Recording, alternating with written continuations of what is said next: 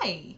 One of the most frequent questions that we get at IEP is how to homeschool a child who has an active IEP in the public schools. So we wanted to make a quick video to go over some of your options. One is you can have the IEP converted to an ISP. ISP stands for Individualized Service Plan. An ISP is what schools use when they provide services for students enrolled in private schools. In Indiana, homeschools are considered private schools, therefore you have an ISP.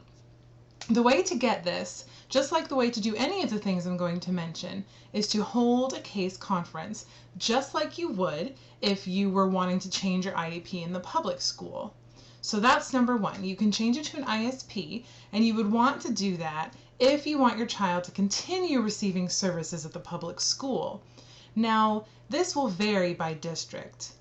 Theoretically, your children would still qualify for services. However, for example, if your child is receiving physical therapy at school so they can navigate the playground, they may not qualify for physical therapy at the school if you homeschool, even if they have a physical disability, because it no longer impacts their education or their ability to get around their school.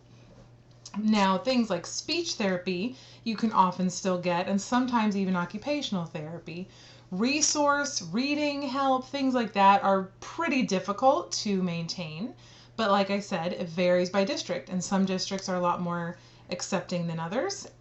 Your quantity of services may also change if you are bringing your child in as a homeschooler as opposed to being an enrolled student. Number two is you could have your services converted to an ISP, but put them on a consultative basis. This is a good suggestion for people who don't want services at this time, but who plan on putting their children back in public school, or who has older children who plan on going to college and you still want the attached accommodations. If you close their IEP, you will most likely have to start all over again with another full evaluation if you want that IEP to start back up if your student goes back to public school. Number three is you can withdraw services. So again, you would call a case conference and you would tell the school that you are withdrawing services and the IEP closes.